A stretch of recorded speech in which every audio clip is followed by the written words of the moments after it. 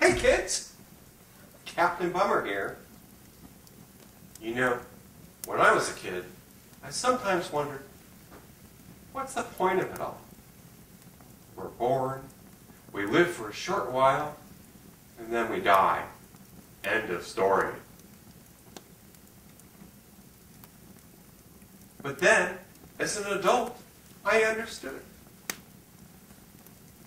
Human beings live so the universe can die faster.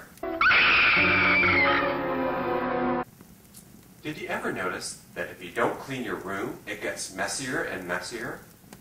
Or that it takes much longer to make something than it does to break it?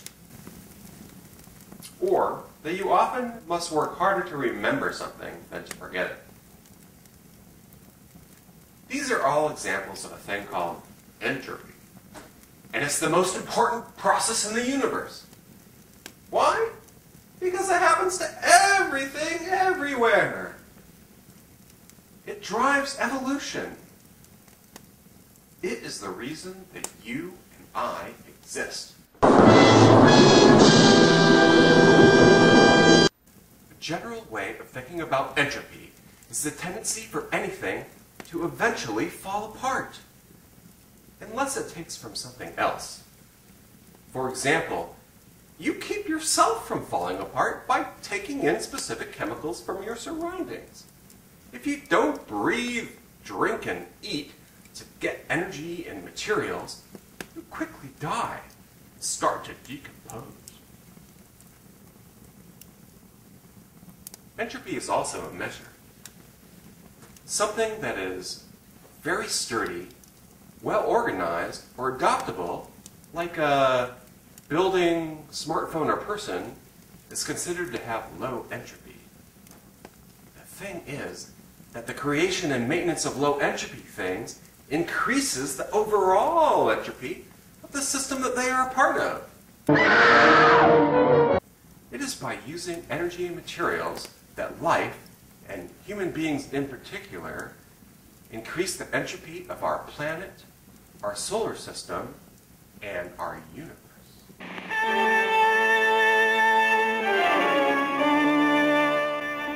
Even the simple and innocent act of cleaning your room.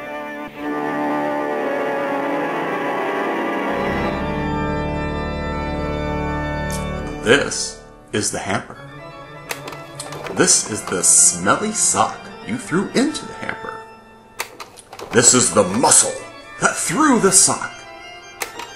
This is the bologna that powered the muscle. This is the cow that was ground into bologna. This is the grass that fed the cow. This is the sun that energized the grass.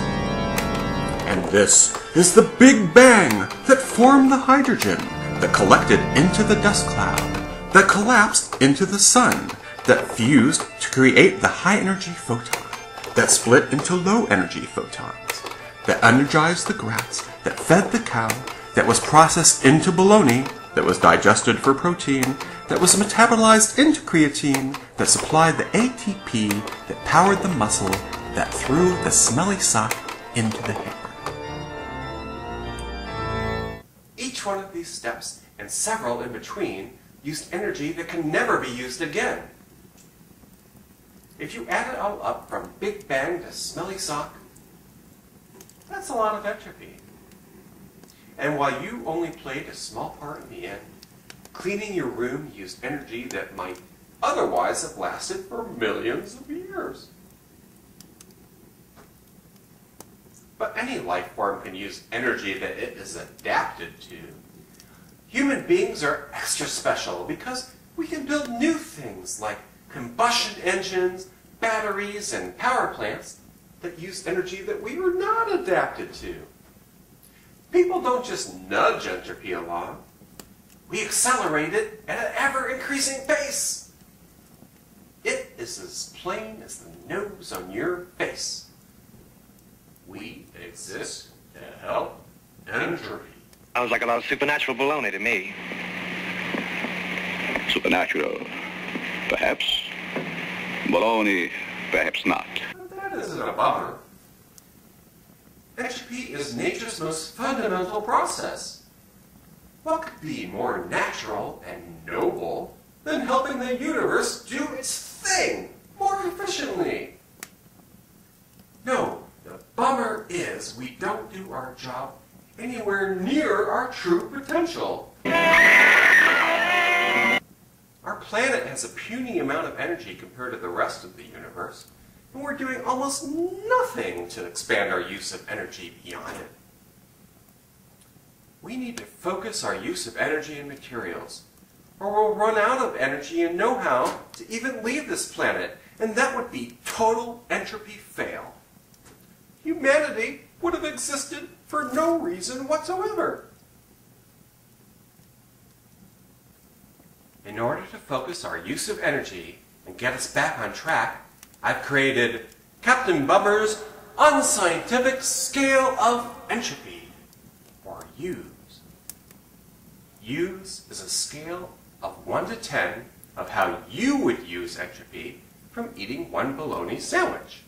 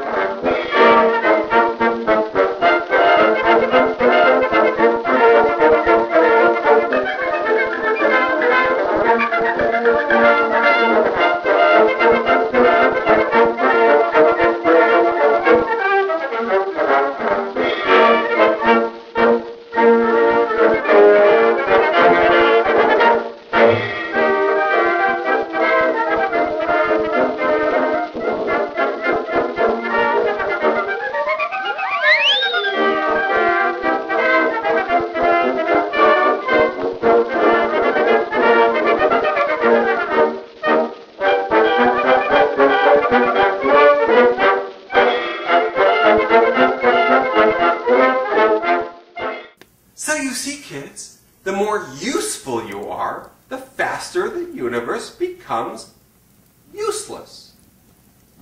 But that's A-OK. It's our job, our prime directive, our destiny.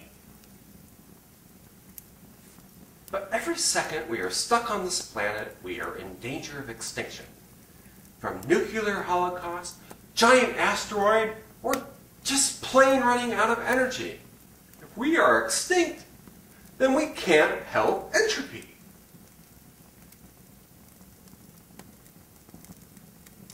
We've got to stop trying to get rich, watching TV, playing games, and arguing about religion, and instead focus on trying to solve the problems of expanding our use of energy and matter across the universe.